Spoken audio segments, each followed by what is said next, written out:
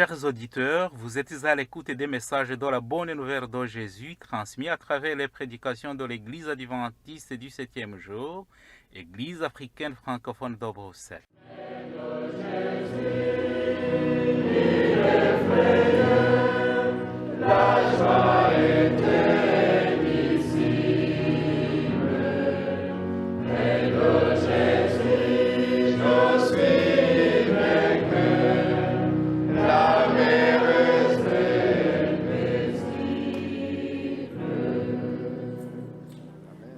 C'est ainsi qu'a commencé la bonne nouvelle de Jésus-Christ, le Fils de Dieu, selon ce qui est écrit dans le livre du prophète Ésaïe. J'enverrai mon messager devant toi, il te préparera le chemin. On entend la voix de quelqu'un qui crie dans le désert. Préparez le chemin pour le Seigneur, faites-lui des sentiers droits. Marc chapitre 1, verset 1 à 3. Itangiro ry'ubutumwa bwiza bwa Yesu Kristo, umwana w'Imana. Nk'uko byanditswe n'umuhanuzi Yesaya, ngo nuko ndenda gutuma integuza yanjye mbere yawe, izatunganya inzira yawe. Ijwi ry'urangurira mu butayu, ati nimutunganye inzira z'Uwiteka, mugorore inzira ze. Mariko igice cya mbere, umurongo wa mbere kugeza ku wa 3.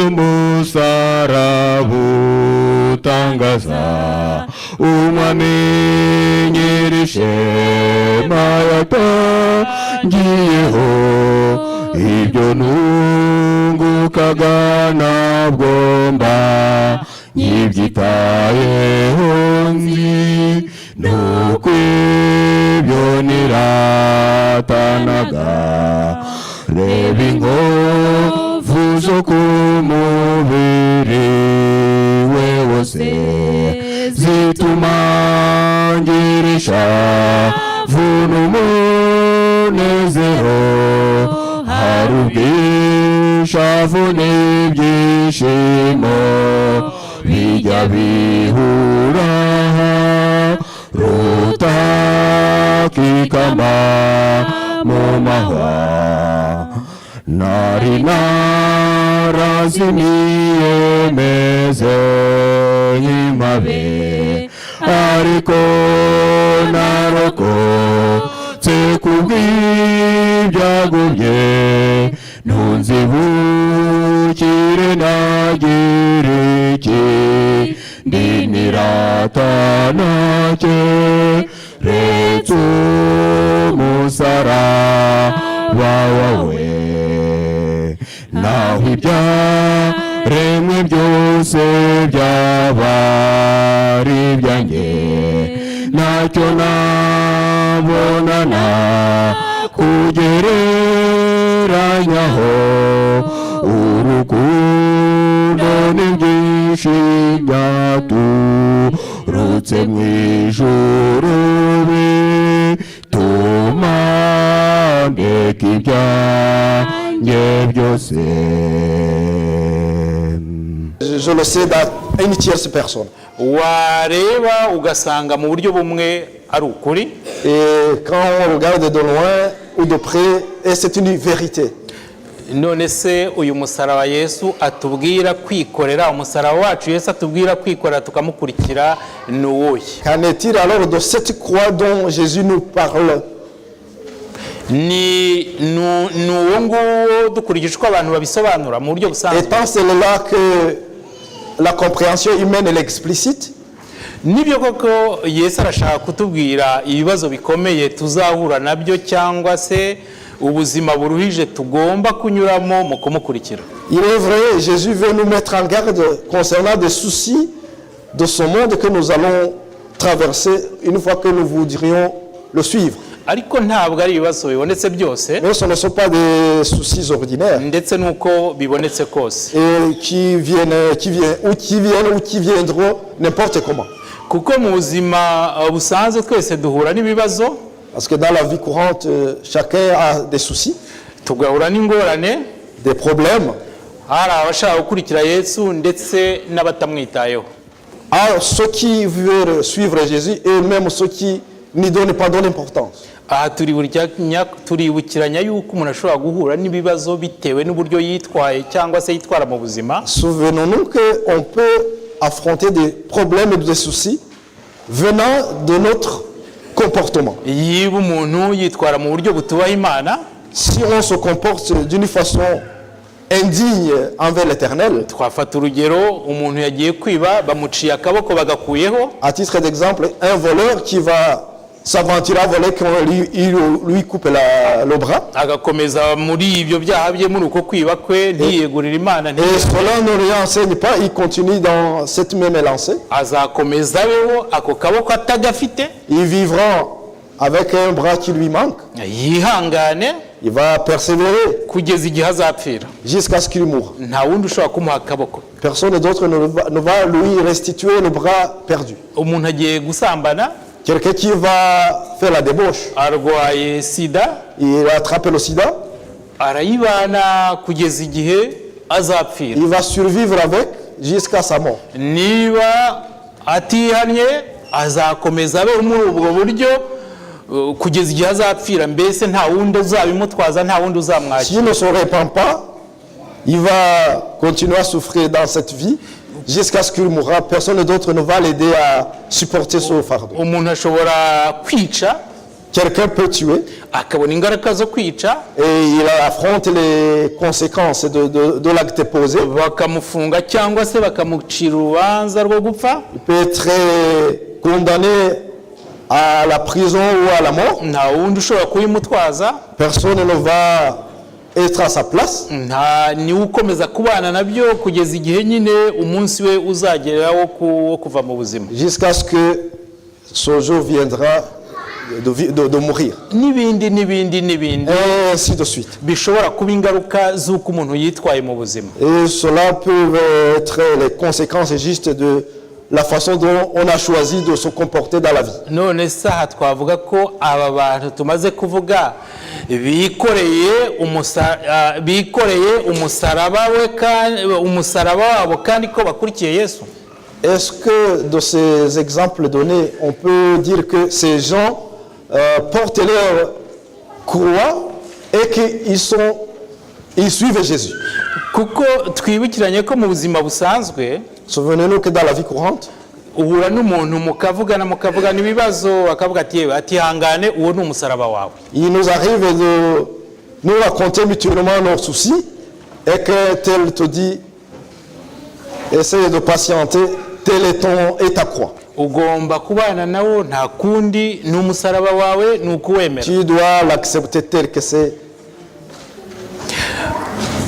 aha rero niyo mpamvu umusaraba Yesu atubwira ntabwo ari uriya uva ku byago twatewe n'imyitwarire yacu. Donc ici, la croix dont Jésus nous parle, c'est pas la croix venant des conséquences de nos actes posés. kuko we arabwira abiyemeje kumukurikira. Ça, il s'adresse à ceux qui ont décidé, qui ont pris la décision de le suivre. kandi akababwira ko ariho bagomba kunyura banze bakunze. Et il leur dit en vérité que c'est par ce chemin qu'ils doivent passer nécessairement. noneho ku bantu bakurikira Yesu Et pour ceux qui suivent Jésus, bagahura n'ibyago, et qui croisent sur leur chemin des soucis, des problèmes, niyo byaba ari ibyago bihura n'abandi ariko bidakomotse ku ngaruka z'ibyaha bakoze, même si ce sont des soucis de tout le monde, mais ne venant pas de ce qu'ils ont fait, nk'uko tumaze kubibona hejuru. comme on vient de le voir dans différents exemples. umuntu akarwara cyangwa se akarwaza akageza kure, Quelqu'un qui tombe malade ou qui est des proches malades jusque vraiment à l'infini, agapfusha agasigara wenyine, et qui les perd même, il reste seul. akaba mu bukene cyangwa akabura akazi, bikabona ko rwose ari ikigeragezo gikomeye kandi nta handi yagihungira. Et qui reste dans la pauvreté, dans la précarité, et qu'il voit justement que une épreuve dont il ne peut pas échapper autrement nta n'undi ushobora kubimwakira. et que personne d'autre ne peut les prendre à sa place. Iyo umuntu akomeje akihanganira ibyo byago cyangwa se ibyo bigeragezo, Si quelqu'un tel continue à persévérer dans ces épreuves ntiyivovote, sans se lasser agakomeza guhanga amaso Yesu, et qui fixe son regard sur Jésus akamukorera, et qui continue à le servir akamwerekana, et qui continue à le témoigner, noneho abamurebye nabo bashobora kumwigiraho, et ceux qui l'observent peuvent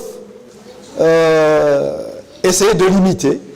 noneho bakibaza aho izo mbaraga n'iyo myitwarire bikura. Ils vont se poser des questions sur le pourquoi, sur d'où vient cette force qui le permet de résister dans ces épreuves. none iyo bamenye cyangwa se iyo bamaze kubona yuko abikura mu mbaraga z'Imana cyangwa se mu gukurikira Yesu cyangwa mu gukunda Yesu, Quand ils se rendent compte que cela vient de la force qui tirait du respect envers l'Éternel à Jésus, iyo ari abantu bashaka kwiga, s'il s'agit vraiment des gens qui ont la volonté d'apprendre, bamenya Imana, ils se convertissent et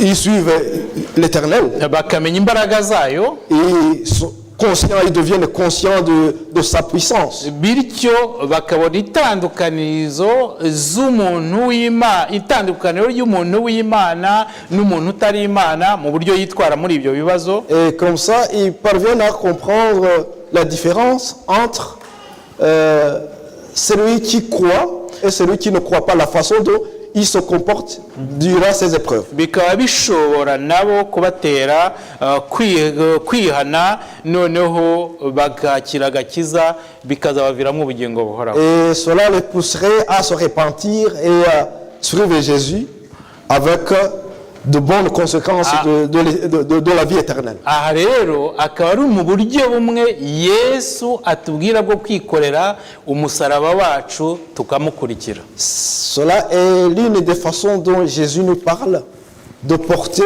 nos propres croix pour le suivre. Gukurikira Yesu rero Suivre Jésus, bikaba bisaba gukora iyo bwabaga, cela demande de l'effort. ukababara, bisaba Tu kubabara, peux souffrir, bigasaba cyangwa se kubabazwa, tu peux même être persécuté. bigasaba none kwigomwa ndetse no kwitanga, byaba ngombwa tukaba twahasiga ubuzima bwacu, ariko duhowe gukunda gukurikira Yesu. On peut s'abstenir à certaines faveurs, même respecter et accepter d'être persécuté au détriment de suivre Jésus. Aha bikatugeza ku bundi busobanuro bwo kwikorera umusaraba wacu tugakurikira Yesu. Cela nous pousse beaucoup plus loin de porter nos croix pour suivre Jésus. Kuko tugomba kubikora twabihisemo, ntawe ubiduhatiye, kandi tuzi neza icyo tugamije kugeraho. Cela doit venir de nos choix personnels, et après avoir compris en profondeur notre objectif. Umusaraba wanjye cyangwa se uwa buri wese ushaka gukurikira Yesu, Ma croix ou celle de quelqu'un d'autre qui veut suivre Jésus, nta mahitamo mba mfite cyangwa uba ufite wo kuwanga cyangwa wo kwemera. il n'y a pas une autre alternative de la choisir ou la refuser. Dukurikije amagambo dusoma muri Bibiliya, Selon la parole de Dieu, niba nshaka gukurikira Yesu, si je veux suivre Jésus, byanze bikunze ngomba kwikorera umusaraba wanjye nkamukurikira. à tout prix, je dois porter ma croix et le suivre. Dusubire muri ariya masomo, Si on revient un peu sur nos versets, ntabwo Yesu yavuze ngo ushaka kunkurikira ashobora kwikorera umusaraba akankurikira. Jésus n'a pas dit que celui qui veut le suivre ashobora kwikorera umusaraba akankurikira. peut porter sa croix et me suivre. ndagira ngo twumve ayo magambo yakoresheje hano. Essayons de comprendre les nuances. Yesu yaravuze ngo ushaka kunkurikira, Jésus a dit, celui qui veut me suivre, yikorere umusaraba we qu'il porte sa croix ankurikire. et qu'il me suive. Ntabwo yavuze ngo Il n'a pas dit, ushaka kunkurikira celui qui veut me suivre ashobora peut kwikorera umusaraba we porter sa croix akankurikira. et me suivre. Hano ni ukuvuga ko Yesu ntabwo yigeze aduha amahitamo. Jésus, donc dans cette nuance, Jésus ne nous a jamais donné deux alternatives. Yakoresheje uburyo bw'integeko. Donc il a utilisé Imperatif. l'impératif. Yakoresheje mu buryo bw'integeko. Umusaraba rero Donc la croix ushobora kuba ibyago, peut être des problèmes, umubabaro, la souffrance, ingorane, des soucis, gukena, la pauvreté, kubabazwa la souffrance, no kubura ubuzima bitewe no guhitamo kugendana na la Yesu. perte de la vie à cause de suivre Jésus. Dufata ingero, Prenons des exemples. ushobora kubura akazi kubera ko wanze gukora ibituma cyangwa wanze gukora ahantu bidahesha Imana icyubahiro. L'exemple étant, tu peux refuser, tu peux perdre ton job parce que tu as refusé un tel travail qui n'est pas digne, qui ne glorifie pas l'Éternel. Kuko we ntabwo uzajya kubwira umukoresha cyangwa uwushaka aho akazi ngo we nahindure uburyo bwo gukora kugira ngo ubashe kwinjiramo umukorere. Parce que toi, en tant qu'employé, tu ne vas pas imposer des conditions à ton employeur. No. We isosiyete cyangwa akazi ke gateye kuriya ariko mu buryo gateye harimo ibintu bidahesha Imana icyubahiro. Donc, c'est apprendre à laisser. Donc, il y a la conception de la façon dont le travail est fait et conçu. Donc, peut-être parmi cette conception, il y en a ceux qui ne donnent pas gloire à Dieu. Bityo rero kuko we ushaka gukomeza gukurikira Yesu, Parce que toi, tu as choisi de suivre Jésus. bikaba binyuranye n'uburyo bagusaba kuzakoramo, Et que c'est vraiment différent de ce qu'il te demande de faire durant ton travail. uhitamo kwanga ako kazi, Tu peux choisir tu dois choisir de refuser son job noneho ugakurikira Yesu, et tu suis Jésus. hagati aho ukaba wakena Et entre-temps, la pauvreté peut t'attaquer. cyangwa se ugakomeza ukabura akazi ukaba muri ubwo buzima igihe kirekire cyangwa se igihe cyose. Et tu peux rester en chômage durant longtemps.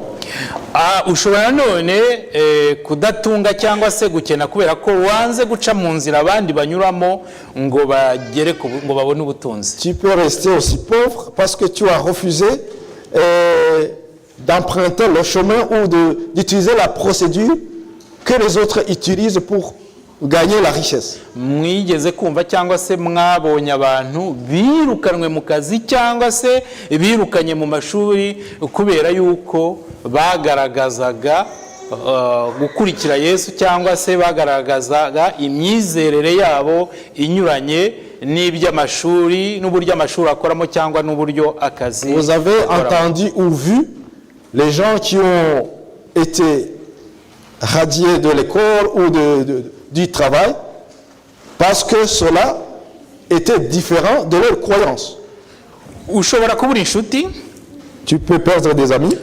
abantu bakagucikaho, Des gens peuvent te quitter catégoriquement ntibagucikeho gusa ahubwo bakanakwanga cyane et qui deviennent tes ennemis à jamais kubera ko wanze gukora cyangwa kwitwara nkabo parce que tu refuses de se comporter comme eux mu bidahesha Imana icyubahiro. dans ce qui ne donne pas gloire à l'Éternel. Usibye yenda abana bakiri bato, Peut-être excepté les petits-enfants, ariko mu bantu bakuru bari hano mais pour les personnes adultes bakunda Imana koko qui aiment Dieu kandi bakaba bazi icyo bagamije, et qui connaissent l'issue et l'objectif de leur choix, iyo usuzumye inshuti usigaranye cyangwa se inshuti mubana koko ubona mushyikiranye cyane, usanga ari nkeya ugereranyije n'abandi bahurira mu bya hano hanze.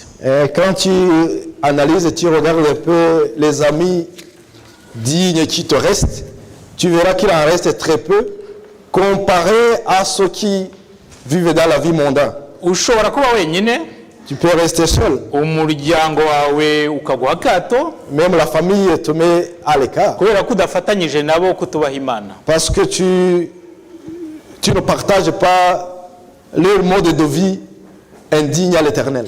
Umugabo wawe, Ton mari, umugore wawe, ta femme, umubyeyi wawe, tes parents, umwana wawe ton enfant ashobora kuguta kubera ko wubaha Imana, peut t'abandonner parce que tu obéis à l'Éternel. akabona binyuranyije neza n'imyitwarire yabo mibi, bityo bakaba bagushyira iruhande. Et que tu es différent d'eux. Parce que tes comportements et le leur est catégoriquement différent. Ahangaha rero Pour ce cas-ci, ntuzareka kubaho ngo nuko wabuze akazi, tu ne vas pas stopper de arrêter la vie parce que tu n'as pas de travail. ntabwo uziyica cyangwa ubure kubaho kubera yuko ukennye, Tu ne vas pas te suicider parce que tu es pauvre. ntabwo uzareka kubaho kubera yuko umugabo yagutaye cyangwa umugore Tu yagutaye, ne manqueras pas de vivre malgré cette séparation entre hommes et femmes. ntabwo uzareka kubaho kubera ko iwanyu baguciye mu muryango cyangwa abana be bagushyize ikantarange. Tu ne manqueras pas de vivre parce que tu es un exclu de la société. Uzakomeza ubane nabyo, Tu vas vivre avec. ntawe uzabikuberamo, Personne d'autre ne va prendre ta place. kandi kugeraho ni wowe wabihisemo, Parce que jusque-là, c'est de ton choix. kandi igihe wabihitiyemo kubera ko ukunda Yesu, Parce que tu l'as choisi, parce que tu aimes Jésus. kubera ko udashaka kumureka, Parce que tu ne veux pas l'abandonner. kubera ko ushaka kumukurikira. Parce que tu veux le suivre. Ibyo bibazo byose rero ni wa musaraba wawe Cette multitude de questions constitue ta croix Yesu agusaba kwikorera, dont Jésus te demande de porter utivovota, sans se plaindre ukakomeza ukamukunda, et que tu continues à l'aimer ukagendana nawe et que tu marches avec lui kugeza igihe we azakuruhurira umutwaro cyangwa se azagutabara. jusqu'à ce qu'il te viendra en secours. Ikirushije ikindi gukomera muri ibyo, Ce qui est beaucoup plus important dans cela, bashobora kukwica ils peuvent même te tuer cyangwa kukugira nabi mu buryo bwose, pour te faire du mal de différentes manières. kubera ko wagaragaje cyangwa se wanze guhakana Imana. Parce que tu as montré ta position envers l'Éternel. Ingero ni nyinshi ni nyinshi. Des exemples en sont multiples. Ibi rero akaba ari byo nanone ari ubusobanuro kandi burushaho kwimbika byo kwikorera umusaraba wacu tugakurikira Yesu. Tel étant un peu l'explication un peu complexe de ce qu'il en est de porter la croix de Jésus et le suivre. Iyo dusomye Ta croix est suivre Jésus. muri amagambo twabanje tukasubiramo muri Matayo igice cya 10 umurongo wa 38. Quand nous relisons dans Matthieu 10, 38, noneho reka duhere kuwa 34 tugeze kuwa 38 kiriya gice cya 10 cya Matayo. donc Matthieu 10, 34 jusqu'à 38. Umutwe w'amagambo uravuga ngo kwikorera umusaraba. Donc le titre étant porter la croix. Mwe gutekereza ko nazanywe no kuzana amahoro mu isi, sinaje kuzana amahoro ahubwo naje kuzana inkota, kuko naje gutanya umwana na se, umukobwa na nyina, umukazana na nyirabukwe, abanzi b'umuntu bazaba abo mu rugo rwe. Ukunda se cyangwa nyina kumundutisha ntaba akwiriye kuba uwanjye, kandi ukunda umuhungu we cyangwa umukobwa we kumundutisha ntaba akwiriye kuba uwanjye, kandi utikorera umusaraba we ngo ankurikire ntakwiriye kuba uwanjye. Urengera ubugingo bwe azabubura, ariko utita ku bugingo bwe ku bwanjye azabubona. Les versions étaient projetées. Ahangaha ibi birasobanura yuko twabonye haruguru yuko ushobora kwangwa n'abavandimwe, ukwanga n'ababyeyi, On a ukangwa vu n'inshuti. au-dessus qu'on peut être haï par les proches, les parents, les proches. Yesu avuga ariya magambo yashaka kwerekana mu buryo cyangwa se ibishobora gutuma twikorera umusaraba wacu tukamukurikira. Donc Jésus voulait nous interpeller et nous expliciter du pourquoi on doit tout abandonner et porter nos croix et le suivre. Ibi byose rero tugomba kubyemera, Cela, on doit tout accepter tukabyihanganira et supporter, persévérer. kandi tukabinyuramo twishimye, Et cela, on doit les traverser dans la joie, duhimbaza Imana, avec louange à l'Éternel. tugakurikira Yesu. Et nous suivons Jésus. Kwikorera umusaraba kandi si ibibazo dushobora guhura nabyo gusa, Porter la croix, ce n'est pas seulement des problèmes qu'on peut croiser sur le chemin. nanone bisobanura kwigomwa igihe cyacu, Cela nous demande aussi de nous abstenir sur notre temps,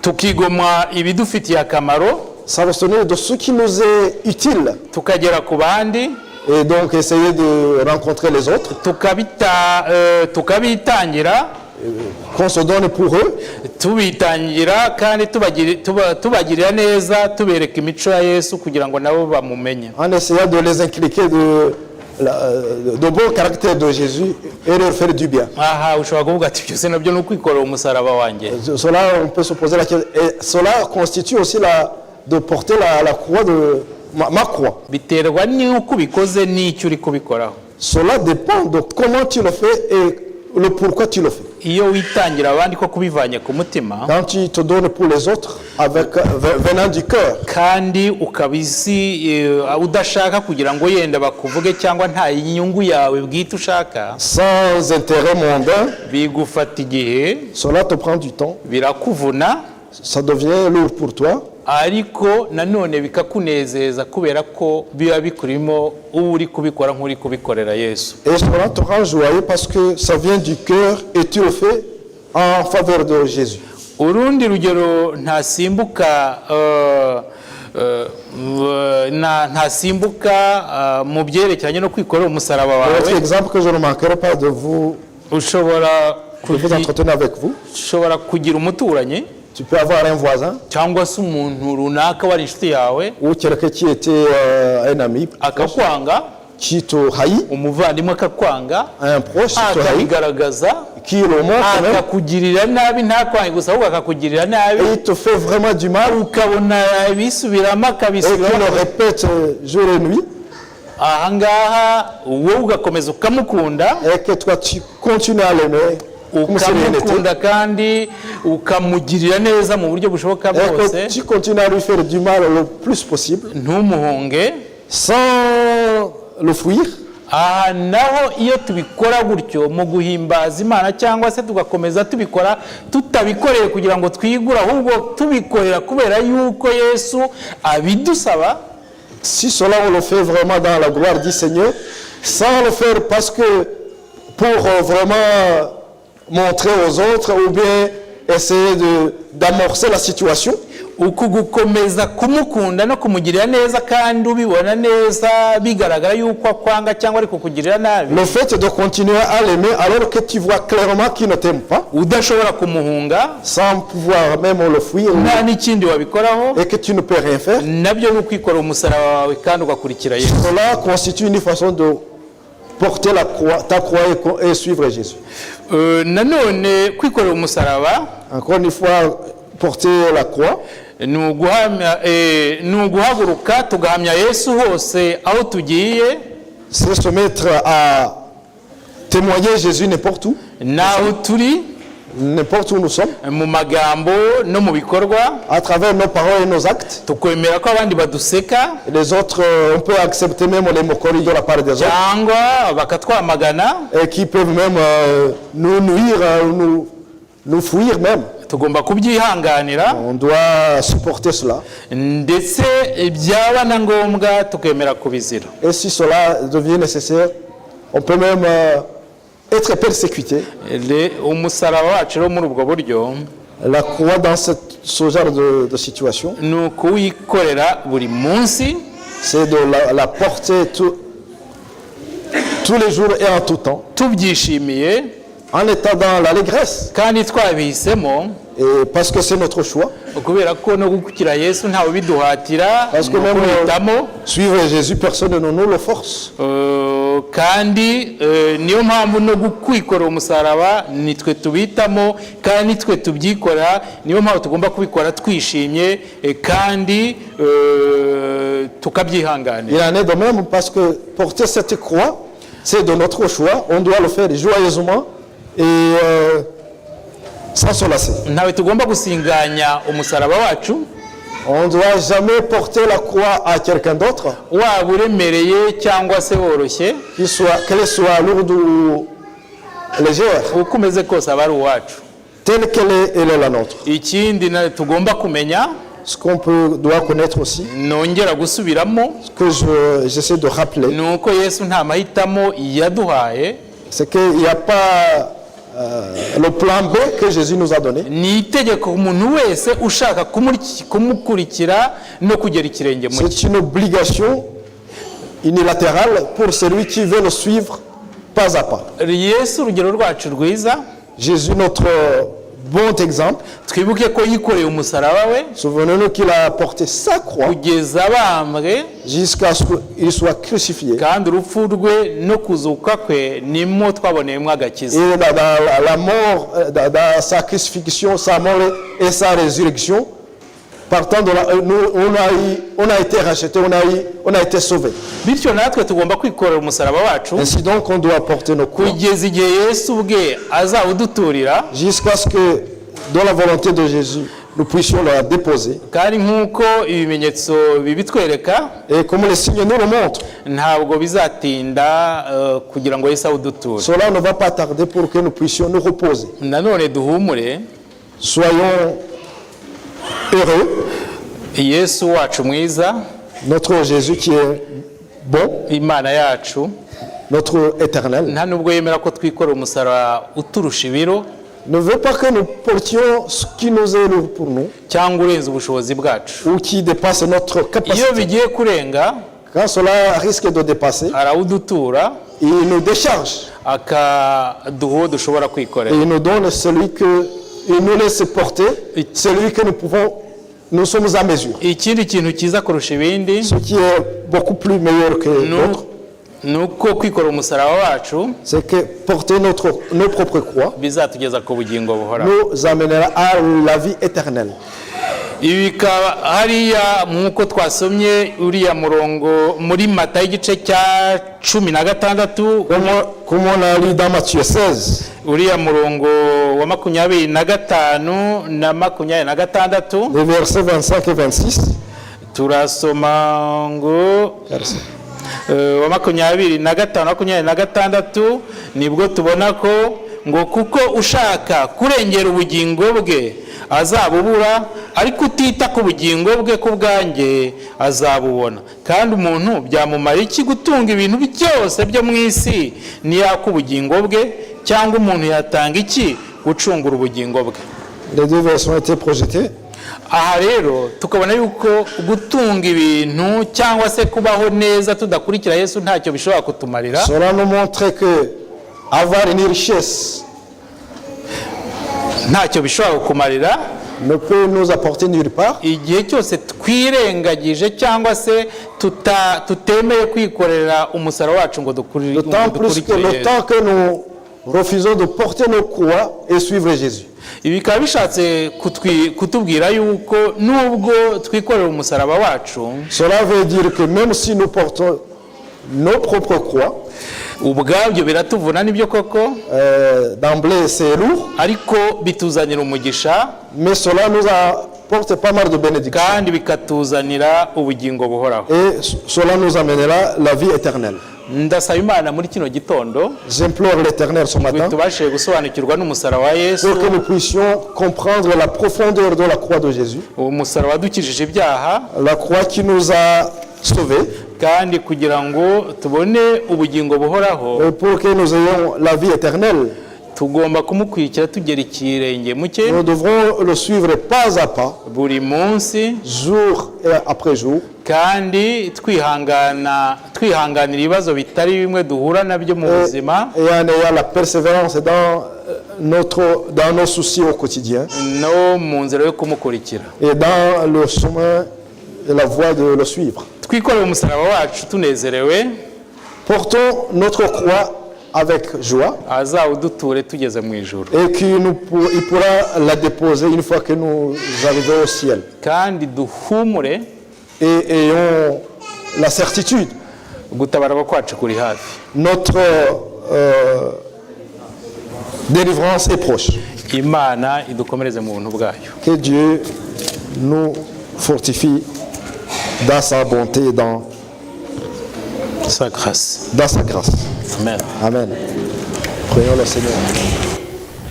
Data mwiza, Mana ihoraho, Notre Père éternel, tuje imbere yawe twicishe bugufi, nous venons devant ta face avec humilité, tugushimira urukundo dukunda, en te remerciant ton amour, tugushimira ukuntu waturinze mu minsi dusize inyuma yacu, en te remerciant combien tu nous as protégés durant le temps écoulé, ukatwihanganira, et que tu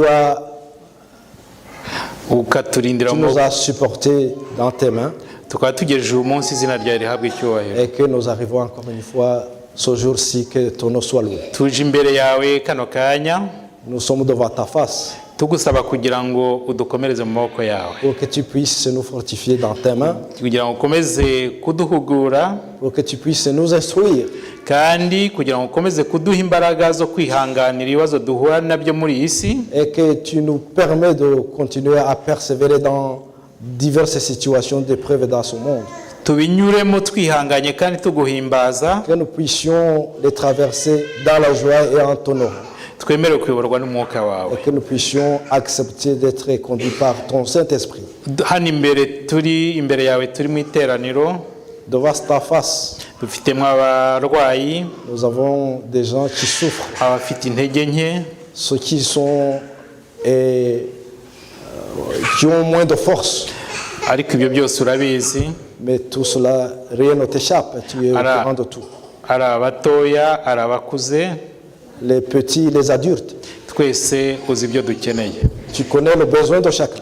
ariko icy'ingenzi dukeneye cyihutirwa kurenza ibindi Ce qui est beaucoup plus important que d'autres, ni ugusobanukirwa n'umusaraba wawe, c'est de connaître le sens de ta croix, tugasobanukirwa n'icyo wadukoreye, et que nous puissions comprendre le geste que tu as posé, ndetse tugasobanukirwa no kumenya igihe tugezemo, et savoir sonder le temps, bityo bitubashishe kugukunda, kukugarukira no kugukorera. et cela nous permettra de t'aimer, de t'honorer, de te servir.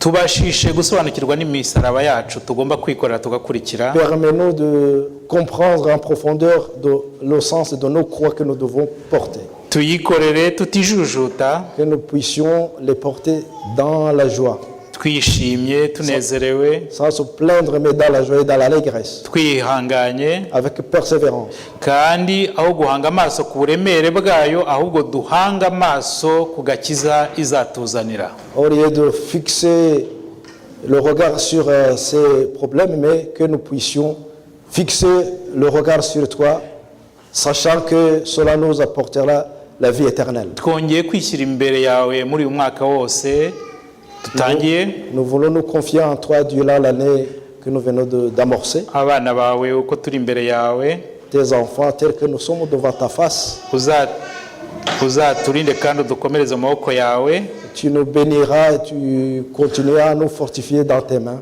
uzaturindire mu buntu bwawe, que tu continueras à nous garder, kandi Nyagasani kugira ngo uramutse ugarutse vuba cyangwa se tuvuye muri uwo mubiri tuzasinzire muri wowe. et que si, cher tendre Père, que si tu viens tant que nous vivions ou que nous mourions, que nous puissions peut-être dormir dans ta bonté, Uduha amahoro yawe n'umugisha wawe, que tu nous donnes la paix et ta joie et des bénédictions insondables. uhire iri torero ryawe, Que ton église, que ton église soit bénie. abaririmo bose Tous les membres, ndetse n'abashyitsi batugenderera ainsi que les visiteurs que tu nous amènes. nabo turabakuragira kandi kugira ngo dukomeze gusangira nabo umugisha Nous uduha. te les confions aussi pour que tes mains puissent les toucher, que nous puissions encore une fois continuer à partager tes bénédictions. ibyo byose tubigusabye mu izina rya Yesu Kristo umwami wacu. Nous te Amen. demandons tout cela au nom et par le mérite de Jésus. Amen. Amen.